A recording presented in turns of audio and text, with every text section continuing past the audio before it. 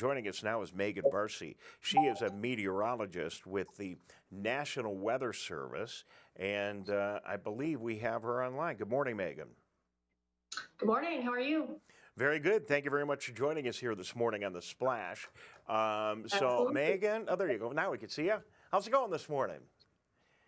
It's going well. We're pretty busy here, but Yeah, going pretty well. I was gonna say With your you're awful happy and jovial considering what we've been through. This has been a crazy weather pattern. I mean, we've had our ice storms. I remember that record ice storm we had back in 1976 because I'm old, right? So I remember these things, but I cannot remember a pattern like we've had with really. This could be the third ice event that we have had in just a couple of weeks. All right, so we've lost her connection. I tell you what, why don't let me see if we can get her back real quick if we can.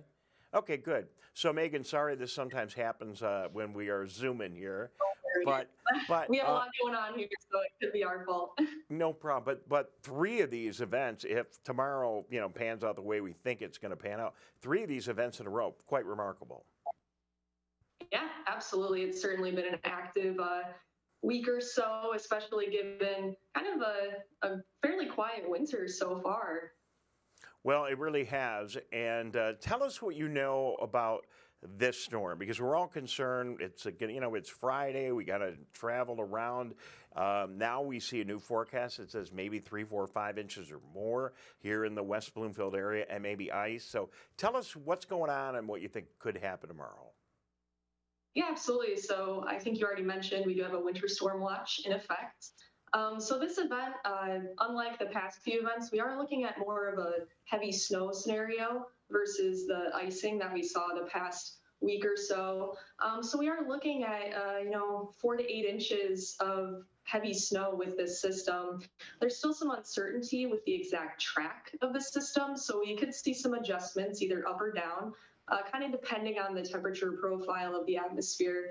Overall, worst conditions are likely to be tomorrow in the afternoon into the evening hours. So definitely could create some hazardous travel. It'll be a very heavy, wet snow. Could see snowfall rates of up to or even in excess of 1 inch per hour. So certainly something to keep an eye on. And if you do have plans for tomorrow evening, maybe reconsider or definitely leave extra time to travel. So as I take a look at the power map, and we're going to look at that on screen here before the show's over today and talk about that, we have all of these lines that must be stressed. And I know DTE is still out there working hard to repair the lines that were a problem. But these lines have been stressed by lots of wind, by ice, and now by some heavy snow. So it's entirely possible we could have another big round of, unfortunately, of power outages again. Yeah, with the heavy wet snow, we're also expecting some pretty strong winds. We could see northeasterly gusts, 35 to 40 miles per hour. So that's definitely something we should be prepared for in your community. It's not a done deal, but it's definitely time to prepare for that. One of the good things is that temperatures this weekend should be up into the 40s. So if you do lose power, we're not looking at an Arctic blast or anything coming in after this snow. So that's a bit of a saving grace, but yeah, you're absolutely right. Well, I really feel for those line workers that are out there. They've been working so hard. We all see as we're driving around all the trucks, our local people, men and women out working on the lines, and then people from all over the United States are here trying to help us out. Now, how important is where the temperature actually falls exactly where we live with this event? And will there be possibly a band of ice wherever that temperature line happens to hit right around freezing? Yeah, it's very important where the temperature is, not just at the surface, but in the upper levels of the atmosphere. So if you have warmer air in the upper levels, that can cause more of a freezing rain scenario. Luckily, with this event, we are looking at more of a rain versus snow precipitation type scenario. There is some potential for a brief period of freezing rain, but accumulations would be a few hundredths of an inch versus the 1/4 inch of ice that we got these past few weeks. So freezing rain isn't so much of a concern with this event. Certainly could see a brief window, but yeah, it's mostly going to be a snow versus rain All right. Well, we're scenario. just we're on our toes here because of what Definitely. we've been through the last couple of days, and you get an ice event, and thank you for mentioning that ice that we had, and I think the worst of it was last Wednesday night. The ice that we had as it cooled off.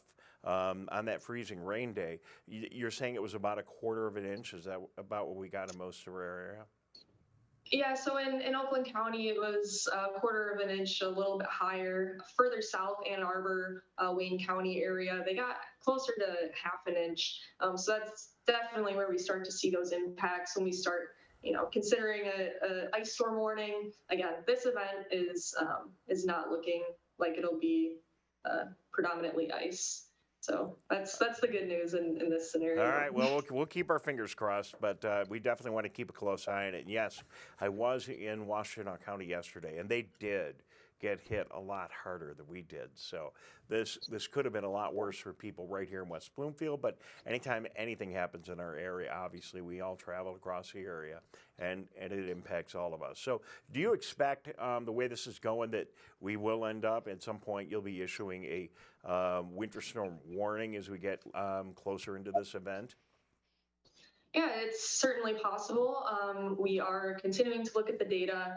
There's still, again, that concern about where the freezing line sets up. So that would determine where there's going to be more snow versus rain. So that's something we're heavily weighing into our consideration.